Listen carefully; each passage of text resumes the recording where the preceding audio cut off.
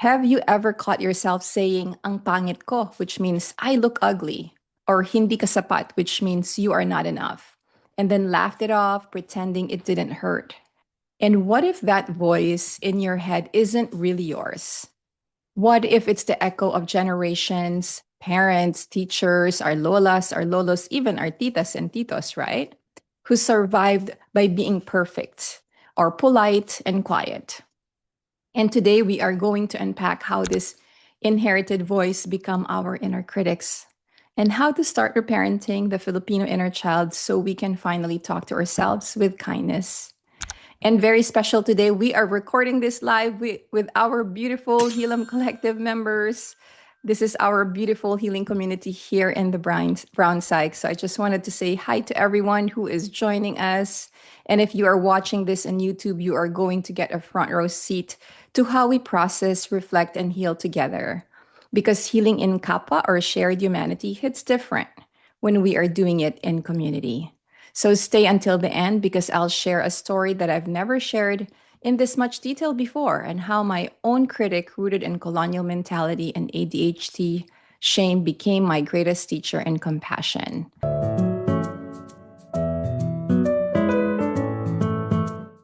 So magandang hapon, umaga, or gabi po sa inyong lahat. My name is Dr. Nette. I'm a Filipino-American clinical psychologist dedicated to helping Filipinos worldwide heal generational trauma through inner child healing, ancestral wisdom, and Kapwa psychology. I was born and raised in the Philippines and I immigrated here in the US as a young adult and later pursued grad studies in San Francisco.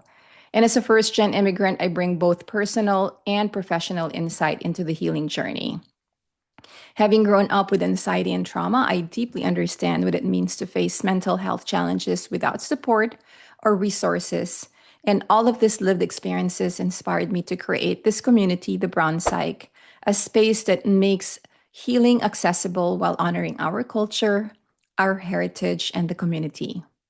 So, when we talk about our own worst critic, it's easy to think that it's just a personal insecurity. But for us Filipinos, it's often cultural inheritance. And that voice that says, anong sasabihin ng iba, what will others say, isn't yours alone. It's the voice of shame, of utang na loob, of hiya, right? Debt of gratitude and pakikisama or keeping the peace. Like these beautiful values that once kept us safe, but now often keep us small. And I remember being in high school and constantly comparing myself to my mestiza or like to my fair skinned classmates and friends, especially like my skin tone and my nose and my own colonial mentality. Always won. I measured my worth by how fair I looked and hated myself for the features that made me Filipina. And it breaks my heart to say this, but I know I'm not alone. At a recent event, actually, I spoke at Jack's Filipinos just like last Friday for the celebration of Filipino American History Month. And someone there shared that his own sister, now in her 40s, still loathes being Filipino. And we will unpack this more in another episode because internalized racism, even up to this day, 2025, is so real in our community. When we are describing, what we're describing here, I mean, is introjected shame. When we internalize our people's judgments until they sound like our own. And there is this super popular inner child healing book by John Bradshaw. He calls this shame that binds you, right? And I know that some people, like I would hear this say that, but Dr. Nette, my parents were just trying to make me better. Yes, sure, that could be, but that's also exactly the paradox, isn't it? Their intentions were loving, but the impact often left wounds. And so, for my live audience, and if you're watching this on YouTube, my question is like, what's one phrase or belief you grew up hearing that still echoes in your head today? And if you're with us live, take a deep breath and jot it down. I know that this can be painful at times. And once we identify where those voices come from, the next step is also to learn how to talk back to them with gentleness. And that's where the reparenting begins. So, I know that some of you are like, what is this reparenting the Filipino inner child? What does that mean? So, the reparenting just simply means giving ourselves the love and validation and even the patience that we didn't always receive growing up because a lot of our parents were just really surviving. And again, sure, there's grief, and sure, like, sometimes we blame our parents, but I know that we are all in different parts of our healing, but this is also not unblaming parents. It's about becoming our own source of safety. And again, I wanted to put a disclaimer that I am also not talking about here, the kind of trauma that may have like really hurt you, like physically, mentally, sexually, like violation. That is not included in this topic, okay? Because for that, you really need rigid boundaries and you really need to be very, very vigilant when it comes to even for our Filipino parents, right? So, going back in Filipino psychology, this is rooted in Kapwa, which means our shared sense of humanity. And it means healing happens not in isolation, but in connection with ourselves, with our ancestors, and with our beautiful community, like here in the Hilom Collective. And I still carry a message from childhood, kind of like I always have to tell myself that I will always have to look so put together so no one will look down on me. And even today, as an immigrant here in the US, I catch myself making sure that my family, not just me, that we look presentable wherever we go, whenever we go out. Can you raise your hand or like give me a thumbs up, maybe in the comment if you can relate to this? And especially right now, right? Like I even had a friend say that, should we start carrying our US passports here just in case? These are real fears right now in 2025. So if you have ever felt that pressure to look perfect, to be respected, you are definitely not imagining it. So I have also heard some people say that, but Dr. Net, isn't that just being responsible? Sure. And it's also okay to ask, what's driving that responsibility? Is it really love or is it fear? And when do you notice yourself trying to look put together to earn that safety or respect? Again, if you're watching this, drop your reflection in the comments below. I would love to hear some of the comments. I see one comment right now saying that, yeah, stay out of the sun. You're getting too dark. Like that is such a deep seated thing. But what's interesting about that comment too is like, since I came to America, and especially like I've seen so many people going to the tanning salons, I was like, I think that that's one thing that, made me feel a little freer and made me feel prouder of like my brown skin, honestly, knowing that these people are actually paying to get the color of our skin, right? So that is something that I was able to kind of like have a reframe when I went to the States because in the Philippines, that is so rampant. And for those of you who don't know, I grew up in the Philippines. I came here as a young adult. And like the things that you will see in the billboards, especially in the EDSA, which is like one of the major highways there, are like all, like really light fair skin, like actors and actresses. So now that we understand why the critic exists, let's talk about how it sounds and how to respond to it with compassion. So inside all of us are two voices. We have the inner critic who fears the failure and the inner child who just wants to be loved. And when the critic says, you're lazy or you're not focused enough, especially for those with ADHD, meaning me, I have a neurodivergent brain. My inner child freezes. And for me, I used to criticize myself for not being organized enough. I'm actually organized physically, like materially. What's not organized for me at times is kind of like when I'm doing projects like online in my laptop, like there's so many things like the task that I need to kind of like it just gets on piling one on top of one another. That's kind of like how my disorganization shows up, not really physically at the house. Now, when I feel that voice rising, I pause and say, Net, I love you so much. And it took me a long time to be able to get to the place of even saying that to myself. I tell my inner child, like, I love you so much. I was just actually doing this today when I was like working on a project. I told myself, I love you, like, we're here and we're trying. And that's how reparenting sounds in real time. So there's also some people who will say, What if I feel silly doing that? Yes, count me in. At the beginning, when I used to do this, like talking to myself, I feel super silly. When I look in the mirror, there's like even a mirror exercise that I'm actually going to do for one of our inner child workshops coming soon. It's like we're going to get a mirror and we're actually going to talk to ourselves. You'll feel super silly at first. But when you do it again and again, just like with any other, it kind of becomes a common habit. So, but that's okay too. Like at the beginning, you're relearning a language your body forgot, which is kindness. So the next time you criticize yourself, I have like just some tips that you can try, like write down both voices. And we actually, I think, did this in one of the workshops before. You can put on the other line the critic's line, and then the other one make that critical line and make your inner child respond to that critical line. It is such an amazing kind of like experience. And like if you want to, like we can also do this again in one of the inner child workshops that we're going to have. And over time, when you see that tone shift, the critic softens slowly. I promise you, for me, it was slow. Hopefully for you, it's not going to be slow, but it took me a while to get to where I am right now. And if you'd like structure prompts for this, you can also download our Pagbabalik Loob, which is really if you're not familiar with inner child, healing yet. And if you're watching this on YouTube, the link will be in the description for this. But yeah, that is for free. And that is like our ebook for if you're just beginning your inner child journey. All right.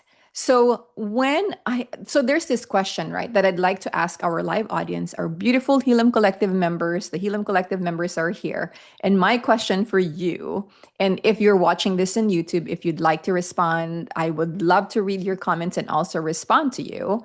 The question is, when your inner critic gets loud, what do you wish someone had said to you instead?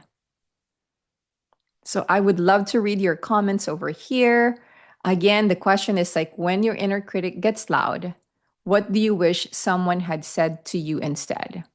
So put it there on the comments. And I am also going to read a comment in here. Someone said, I resonate with loving my brown skin more and allowing myself to enjoy the sun in the summer. Awesome. All right. So, what happens when the inner critic is reinforced by actual people like family, church, community? Let's go there. Because I know that that is a burning question for a lot of us. Because many of us still hear our parents, our titas in our heads, like, tumaba ka, kailan ka mag-aasawa, sayang ang talino mo naman. And that means like, you gained weight, when are you getting married? Like, what a waste. You're intelligent pa naman, right? And it's so painful, especially when love is expressed through correction or through lecture. Give me a thumbs up if you have a mom who shows their love through like lecture and correction. Because anyway, our parents sometimes show their love in a very interesting way, don't they? And because Filipino culture emphasizes utang na loob, questioning these patterns can feel like betrayal. But boundary setting isn't really rebellion, it's reclamation. So, for example, you can say, Ma, I know you mean well, and I know love na love mo ako, but when you say that, it kind of hurts. It makes me feel small, right? I wonder if we can talk about it differently. And that's reparenting in action, teaching others how to treat the healed version of you. And I know that some of you are going to say that it's not that simple because I have tried that. In fact, today in like one of my, I was talking with someone about this, and she was saying that they have tried telling their parent kind of like a boundary and saying that ma, I feel so and so, I feel like this, like when you do that. And I was telling the person I was talking to that that probably didn't work, right? And she's like, yeah, it didn't work. Because like with our Filipino parents, there's certain ways to be able to kind of do the boundary the right way. There has to be kind of like rephrasing, and we kind of have to like say, naiintindihan kita ma, or like that means like I understand you, and kind of like repeat and really validate what they say, because they themselves have never really been validated by their partners or by their own parents. And when we do that to them, they're kind of like, it kind of disarms them and astounds them, because it's like, whoa, I have never really felt seen like that before. And so We can do that in another video because like the boundary setting in the Filipino style culture is also a whole big topic. Anyway, so I have a question again for the rest of our live audience right now. What is one family or cultural voice you are ready to set a boundary with? Gently but firmly. So when we set these boundaries, we're not just healing for ourselves, we're really healing also for the next generation. And I'm going to take a look at our comments over here real quick before we go to the next one. Okay. Someone said, "You are enough." Okay. Thank you. And someone said, "Don't believe the criticism you tell yourself. You are enough." Oh, that's beautiful. And then someone said, "It's okay to be brown. Your body is enough. Your decisions are enough. Be louder." Ooh, I love it. Thank you to our live audience for the Hilom Collective members are here. And they are joining us live. And thank you for being here. And so again, going back to one of the most famous inner child healing books, but then again, when you buy this inner child healing books, I'm not saying that they're not helpful. They're super helpful. It's just that it comes from like a Western lens. So some of the things that they may say there may not apply to us. So just kind of like be mindful of that. And one of the most popular books is by John Bradshaw, and he said that you can't heal what you can't feel, and it's true. And then another author in the inner child healing space is Alice Miller. She reminds us that awareness is the first act of liberation. And for us Filipinos, this liberation is really collective because when we soften our inner critic, we break centuries of survival mode. We free our families, our children, and even our ancestors. And that's why the Hilom Collective exists. This is the only Filipino healing community where you can continue your inner child journey weekly so you don't fall back into old patterns. Because healing, some people think that, oh, I'm just going to take like the 6 week inner child, like healing workshop and that's it. It's not a one time thing, right? Like it's really a rhythm and it's a continuous practice. It's really like a lifetime practice. And that's what we're here to kind of like be able to continue that with our community on a weekly basis. Okay, so if you're watching, what's one act of gentleness you'll practice this week? If you can comment on how you are going to do that for your inner child, I would love to read your comment. And then I am also going to tell you how I learned to stop being my own worst critic next. And I have a disclaimer. It's not that I have stopped completely because I still have a tendency, right? Like I still catastrophize, which just means that I kind of like think of the worst case scenarios in my head. I still do that. But I think I'm able to pivot a little bit faster now to the more compassion side because of like this inner child work that that we're doing here. So a few years ago, when I was writing my doctoral dissertation, I'd stayed up late, papers everywhere, and that voice would whisper, "Hindi ka magaling. You're not smart enough." And I'd compare myself, I overwork, and I still fell behind. But one night, and as you know, I also have like my beautiful ADHD neurodivergent brain. When my ADHD brain couldn't focus and one critic started spiraling, I paused and whispered that I love you so much, we're here, and we're trying. And these were the times that, I didn't really fight my critic. I just comforted my inner child beneath it. And, those are the moments that really kind of like slowly changed how I see things and how it kind of also changed my nervous system. And that's really the power of reparenting. So if you take one thing from today, let it be this: your inner critic was never your enemy. It was your inner child's attempt to stay safe. You can thank it and then teach it in a new way. And to continue your healing, join us inside the Hilom Collective, the only Filipino healing community where you can continue your inner child journey weekly so you don't fall back into old patterns. Again, this is Dr. Nette signing out. Maraming salamat for being here and reminding you that healing is our resistance. I'll see you on the next one.